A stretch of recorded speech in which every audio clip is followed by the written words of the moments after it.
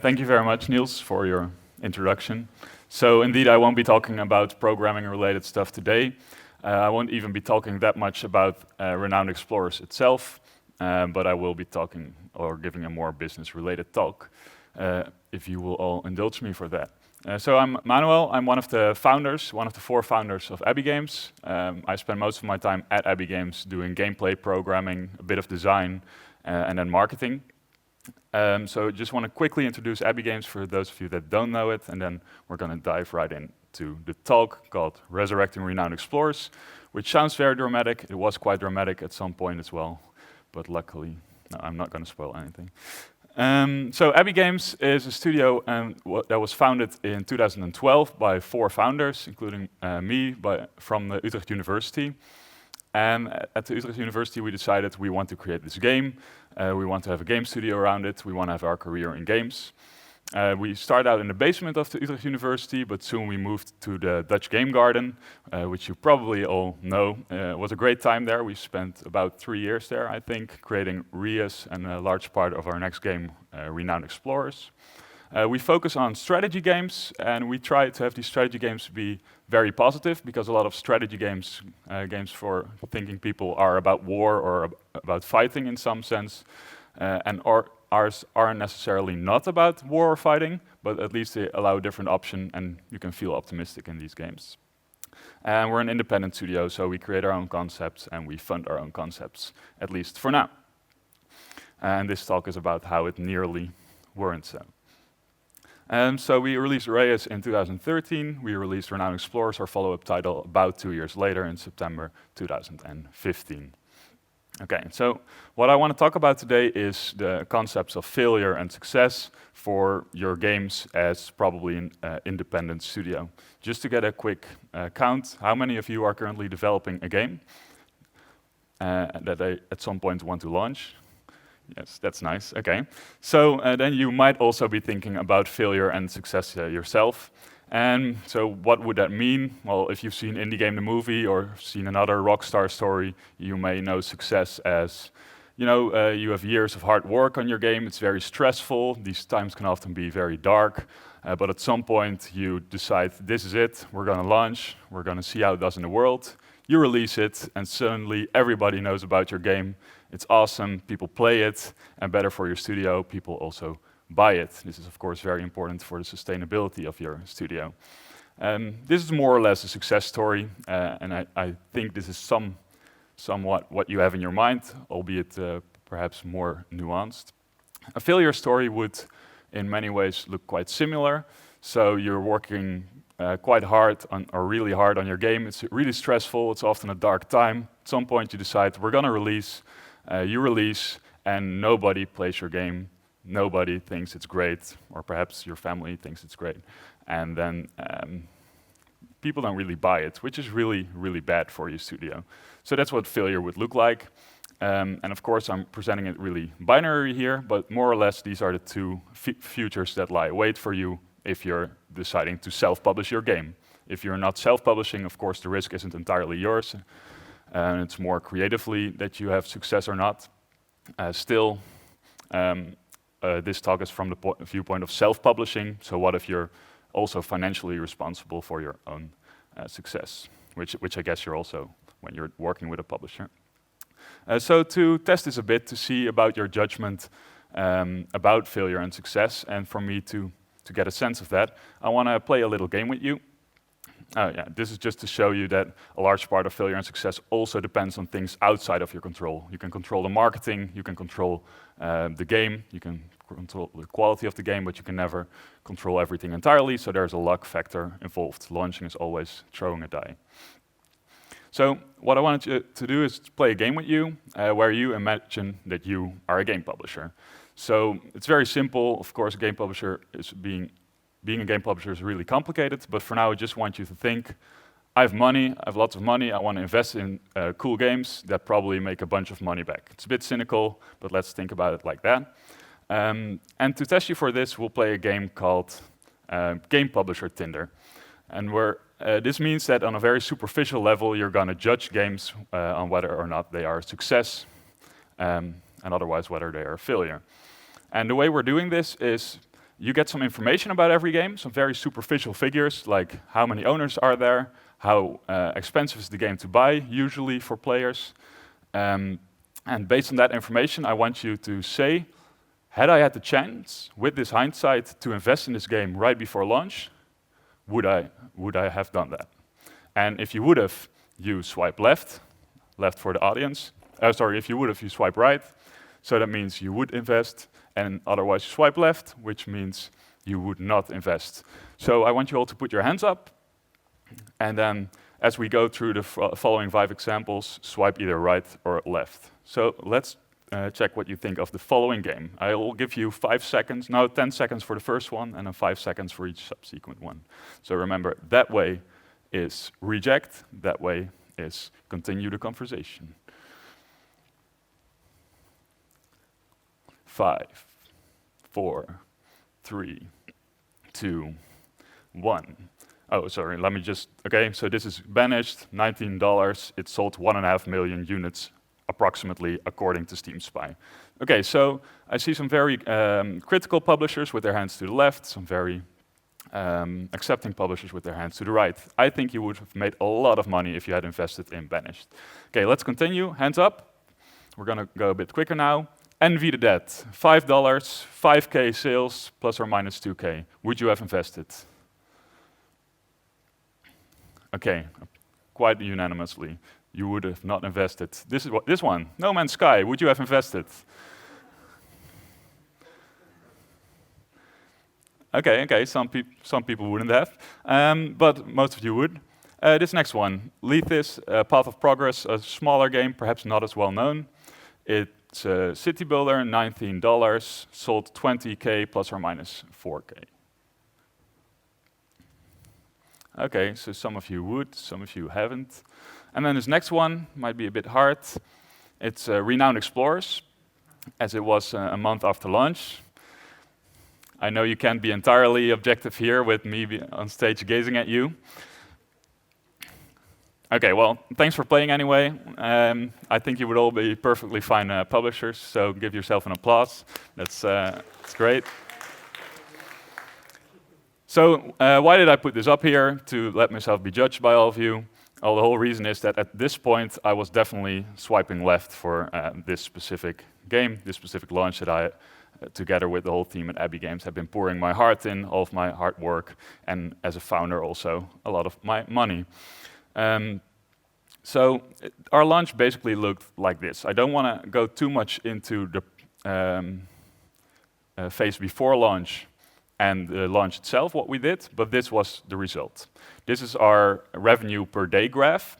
I left out some information because I can't tell you anything, but you see that over time, on every day, we made some amount of dollars, and that revenue is on the y-axis, and you see that at the release, we made some money, and after that, it went down. And to put it in perspective, like maybe, is that $1 million or is it $10? Well, what you probably should know is that Reus was more like this. It's like an approximation of what it was. And our expectations for Renowned Explorers were like this. We knew that Renowned Explorers as a concept wasn't as strong as Reus, and the golden age of Steam in 2013 was passed by. But we still knew that it was twice as expensive for people to buy, so we could make more money per sale, and the game was just better. We knew that from playtesting, we knew that from ourselves. Our designer thought so it was a better game.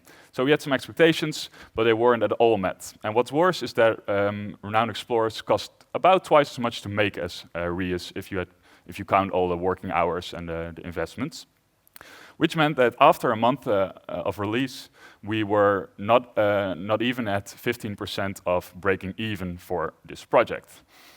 So, especially at the time when our reserves were very low, we had to release in September. We couldn't release any later.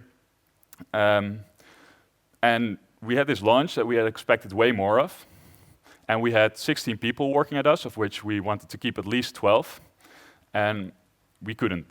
We basically just had to let a lot of our friends and colleagues go because they couldn't work at Abbey Games because of financial issues due to this launch. We had not broken even nearly.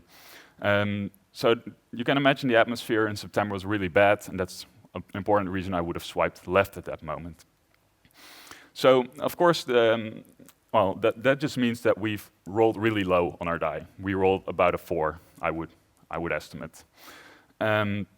So the bad thing about this is that you mostly make all your sales at launch, or not all, but lots of your sales are at launch. So at a special moment of desperation, we were thinking like, this is how it's going to end up. We're not going to make any more sales. Perhaps maybe in the winter and summer sale we're going to do something, but our biggest revenue has already come in. Yeah, at that point we had to decide, like, are we going to stop with Abbey Games? Are we going to make smaller games? Are we going to try and continue with this? So fortunately we came to our senses and we thought like, hey, this isn't at all true. We've been reading stuff that says that actually a large portion of your revenue is made after your release. And this is something very important to realize. I think an article that puts it quite well is The Stegosaurus Tale. It's by Lars Doucet, who has worked on Defender's Quest. And here you see his estimated revenue or approximated revenue, where you see the release all the way on that side. And all the revenue, or lots of the revenue, was made more to the right. So this gave us some hope, and this, among other insights, made us decide to eventually continue with Renowned Explorers and see whether or not we could resurrect it, as the title suggests. So then we were at the point like, okay, so we get to roll more dice, but which dice are we going to roll? We only have so much resources, so much time to work with, and we actually don't know that many of the dice. Like, are we going to do advertising? What does post-release self-publishing actually look like? Are we going to do live streams? Are we going to try and get a banner somewhere? Or what is our plan here? So this is actually the part of the talk where I want to go into 2 specific periods, where I want to guide you through the observations that we had, the actions that we did, and then eventually the expectations and results stemming from that. And see whether or not that maybe applies to your own situation. So what were we going to do? At first we had to take a long and hard look about what Renowned Explorers was. Up until now we had just expected success, and we got failure, and that was basically all we thought about it. It's a bit overcharged, but it's more or less the way we thought about it. So why did our launch fail? At least according to me, what I can say about this in 1 or 2 minutes. So, was our game poor? Like, if your game is poor, obviously you're not going to get a great launch. But I don't think that was the fact, because we saw a month after launch, 94% of the people playing our game, and it was still some amount, so it wasn't like undersampling issues. 94% of the people that played the game actually gave the positive review, which is quite high on Steam. It's about 90% ranking if you put all the games on a ranking. And people had 15 hours average playtime, which is quite high for a single-player game. It's more something you would maybe see of a small, well, not a multiplayer game. Multiplayer games are way higher, but it's good for a single-player game. Then maybe was our visibility poor? Like, had we done something so that people just didn't hear about their games? Well, actually, that wasn't the fact. We worked very hard on our marketing, also with Game Drive, and it actually had a lot of effect. So there was a lot of press that wrote about us. We were on the Steam store page, but not all press wrote on the same moment. Oh, we also had some YouTube videos, that sort of stuff. Like, we didn't have like the perfect visibility, but we didn't have poor visibility. We really didn't have poor visibility. And we can also see that on our Steam stats and other storefront stats. We actually had higher than average visibility. Well, then maybe was our proposition poor, like what we were offering the player, Renowned Explorers for 20 euros. Did they think that was a poor proposition? Well, the players that bought it, they never complained about the price. Some even said it was a low price. Of course, this doesn't say anything about the people that haven't bought it, but this means at least the proposition itself, it wasn't bad. Then we were thinking then probably it has something to do with the credibility. So while we got quite some press articles, the press articles didn't all come in at the same moment, which might have had to do something with a little game called Metal Gear Solid 5, Phantom Pain, which released the day before us. We thought like this is a whole different genre, so we can probably launch at the same moment. But there were some people busy, so reviews came on later. And that was perhaps one of the reasons that people didn't really believe in buying Renowned Explorers. But what I think the main reason is that the communication was quite poor. And with communication, I mean, how does the game and the thing that you can see on the store page communicate to the player? So it looks a bit like this. These are the 4 screenshots that you had seen first in your store page had you clicked on Renowned Explorers during launch. And I want to ask you this, like, what genre is this game? What is the core mechanic of it? And if you have if you think you've got it like 80% sure, then you should put up your hand. And I won't point at you.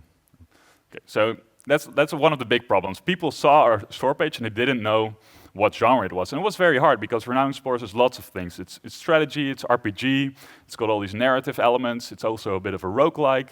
So it was actually quite hard. And the other big problem was, like, our main appeal comes from 3 things. Color, it's a very colorful game. It has really nice characters, you don't perhaps see that here. And the third thing is it has this adventure theme. So it combines like strategy, colorful world with the theme of Indiana Jones. That's like the things that people notice first about Renowned Explorers. But all these 3 things, they also associate very heavily with casual games. Like you may know these Temple Run, for example, or other themes. Other games often use these themes to associate casual games. So people thought we were a casual game. In fact, I think we'll see a quote later on that captures this very well. So the first period was the post-launch period, and I want to go through 3 things: observations, actions, and then expectations and results. It still looked something like this. We weren't having a lot of revenue. The observations we did was, our quality is quite high, I already mentioned this. The interest was high, we saw lots of people putting Renowned Explorers on their wish lists, lots of store page visits, but our conversion was quite low, so people didn't really think it was worth buying. And this is the quote I've been talking about. It says, "I saw this game when it came out, but after taking a look at the screenshots, I immediately closed the page. I had no idea how the game works, and I didn't want to bother reading because it looked like a simple mobile game to me." And this is not the only reaction in that sense that we got. People really mistook the game for something way more casual, while it was actually aimed at a core market with a hardcore strategy element. Even you might not believe it yet, but it is actually a hardcore strategy game in which people play hundreds of hours. So what were our actions at this moment? Well, we really wanted people to know that this game had a future. So we didn't want them to see it as the failure that we saw it like. We also wanted to give the community some extra stuff and really focus on that community to make sure that we could make these post-release spikes happen. So we decided to create a free DLC with extra expedition content to focus on the community by adding leaderboards, something called weekly challenges, which work a bit like this. In the community, we post a topic with some extra rules for the game. This is not integrated in the game, especially except for that later on we put this tiny banner in the main menu so that people could learn about it. And people post screenshots about how they finished this challenge and whether or not they made the goals that we post them. We do this every Wednesday, and it's a really good way of getting people to continue playing the game even after they've seen most of the content, and to exchange experience and strategies about it. Let me go just back to this slide. What we also did was commit with a patch promise. That means that we basically said to the community, every 2 weeks we're going to bring out a patch, and we're going to do this the rest of the year. This patch can contain content, this patch can contain bug fixes, quality of life improvements, anything. But we're going to do this the rest of the year, and that's about 12 patches from now on. And that basically meant for the community that they would know, hey, if I'm buying this game, or if I already have bought this game, I can continue to play it for a long while. It made the proposition that much more interesting, and it gave people the idea like, oh, this is a game they are continuing to work on. But what we really were after was a second launch. So our main expectation was another launch, another spike, such as in the Stegosaurus still. We want to create some goodwill so that we might in the future also create some more DLC. we wanted to create some interaction about this DLC, just get some word of mouth going. We also had some more specific expectations, like 50 to 100 players in our peak times, and we wanted 1,000 new sales, which wasn't a very high aim, but we thought it was a realistic one. So what were the results at this point? Well, we got carousel space on Steam. Apparently, if you do an update, it might actually be worth giving you carousel space. If you don't know what that means, it's like the top banner in Steam. It's really important. It's the most valuable front page exposure you can get. And this definitely helped people together with a small discount to buy the game.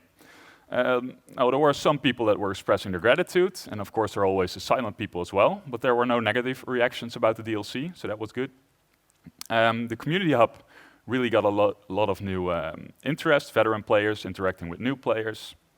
Our peaks of players actually surpassed that which we had expected, and the sales were a little above expectations, so that was good. But the single best thing that happened because of this launch was, well, we basically rolled a natural 20 on the die, was that Total Biscuit, he created a What the Fuck Is Renowned Explorers International Society, which was then the title. And if you don't know Total Biscuit, he's a YouTuber, a critic, a very critical critic with 2.2 million subscribers, which is really a lot. And he's very good at explaining games, and he's very good at either saying how well they are, according to him. And it was our luck that Total Biscuit, normally a very critical person, absolutely loved our game. He even named it the top 7 game of 2015. And like, you shouldn't bet on a single thing, and we didn't bet on this, but single-handedly he basically saved Abbey Games at that moment. So this is like real. There was a large luck factor in this resurrection process, and this was it. Because the nice thing is it doesn't only boost sales directly, which you will see in the graph later on, but it also really helps with the communication. So, like I said, Total Biscuit is really good at explaining games, but which helps if people think like, what is this game? These screenshots don't tell me anything about this game. People don't understand what it is, and then they look for this video. It takes them 30 minutes. But then they know what the game is, and perhaps they are also convinced to buy. So that one quote that I told you about earlier, because it looked like a simple game to me, a simple mobile game to me, it actually finished like this. After watching the video, I see I was very wrong. The game has a nice amount of depth, and it's quite interesting. So there's a very typical reaction after this video happened. So now our sales graph looks a bit like this, or a revenue graph overall. It's a really high spike, as you see. It actually equaled the release spike in many ways. There were a lot of players at that moment, but we still were nearly there. We're at about 33% break-even at this moment. So the next period I want to skip because it is of minor importance to the big picture. It had some interesting insights, but perhaps later on. I want to continue, because of the time, to the last bit, which is about the expansion. The expansion is something which happened like more than half a year later after the story I've just been telling about Total Biscuit and such. And our key observations at that moment were, we knew the game could be improved. We knew this for half a year already, or since release there were always things that we wanted to do. We knew players wanted more content. We knew that commitment, due to the patch promise, that it worked. So we wanted to tell people, hey, there's going to be more of this. We knew the player base was finally big enough to support this, and there was a nice tactical opportunity. The Humble Monthly offer was on the table. Humble Monthly is how many of you know what Humble Monthly is? Okay, so it's basically a subscription model, and at the time they had 100K subscribers. It was a bit early for Renowned Explorers to participate in such a thing, because it remains a bundle, even though it has some nicer qualities in terms of not devaluating your game. But it was early for us.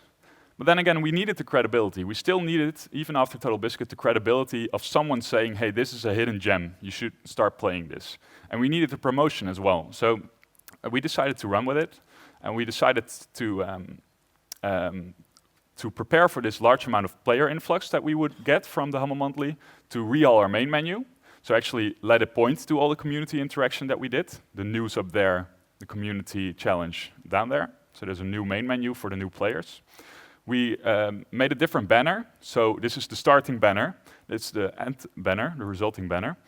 We added more characters to show that you could possibly select them or manage them somehow, that there is a character for everyone. We want to show the grid. I'm not sure if you see it. Yeah. Which shows people, hey, this is maybe strategy or tactics or something. Some less vibrant colors to stay away from the casual aspect, and a simpler logo so it's just more recognizable. So we can't really evaluate these, but we think they are quite important. Other actions we did was lower the system requirements for the new players to lower the burden of support, coordinate the monthly so that it happened before the DLC release, so that all the new players that got the base game for free could get the expansion if they wanted. And a minor discount so that people that hadn't heard about the monthly in time could still buy the game afterwards. So our expectations were to get new players, to get a sales spike even besides the Humble Monthly itself, and to have a good conversion of about 20% of the players buying the DLC. And what's nice is that the top two expectations were exceeded, but the bottom one was exceeded the most. While at first it was only a 17% conversion, it actually is growing to 60% right now. And the reason is that every time we sell an item of Renowned Explorers, that person also buys more to explore. Not always, but 2/3 of the time they do. So they just want the full experience right away. And this is a very important realization because it means that people want to pay something extra to get the full experience, and it means your conversion for new players is very high. So we're actually growing to even more than 60% right now. So the entire graph in the end looks like this. You won't often see graphs like this, even though I didn't put like the actual dollar amounts on the left. You can still see like what happened during which moment. I know you can. Oh, you can actually probably read the text. Can you? Yeah. Okay. So that's nice. We've been looking at the first part mostly. So you see the release, the Total Biscuit video. I've been skipping Halloween, which happened about that time as well. Then there's some extra things we did there in a small video. The winter sale, as you may see in the middle, was really important as well, but it was a winter sale. We did some interesting cross-promotion stuff with Rias at that moment to show players on Steam that it was actually from the same creator. But later on, so we've of course been working for about half a year on this expansion. So that's all the way to the right. You first see the small spike, which is still relatively high compared to the rest, is the Humble Monthly. And this is not the money that we got from Humble for doing the monthly. It's actually revenue from players that were interested in trying out the game after they've seen that it was in the Humble, or after they had a friend that got it through Humble.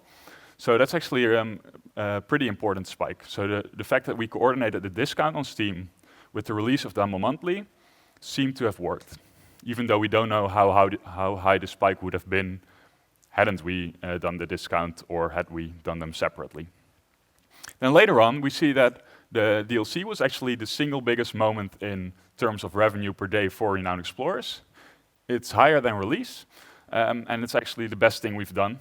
We thought it would be really good for the community and that we would probably break even on the More to Explore, but the More to Explore is really the conclusion to a long period of trying to get to break even with a game that was deemed a failure by us. And it actually succeeded in bringing us to about 80 or 90%, depending on how you calculate it, of that break even that we were so desperately looking for so that we can keep creating games of this scope.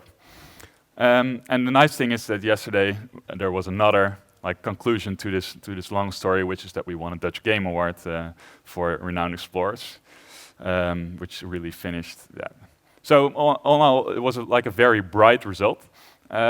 Even though it started out really bad. I really felt bad in September 2015. I was really sad about the fact that Abbey Games would perhaps stop and that we had to let our friends go who we were working with. But in the end, we are nearly breaking even. The key takeaways for you, I think, would be a subpar launch isn't necessarily the end. It could be, but you really have to look at it. You really have to nuance your success and failure. So look at quality, visibility, the proposition, communication, and credibility. Not just how good your game is, not just how much press wrote about you. Always work on your strategy, always keep it in mind. Think about what you're going to do in 5 months. Have specific expectations for every event so that you know for everything you do, so that you know where you failed and where you succeeded, rather than just saying that went well or that went poorly. And if your game is anything like Renowned Explorers is, then try and work with your community because they're there for you, and consider doing expansions or other types of downloadable content. That's the key takeaways I have, and I would like to have some questions if you want. So, thank you, Manuel. So we have some time for questions, not a lot, but some. Are there any questions? Yeah, go ahead. Right here.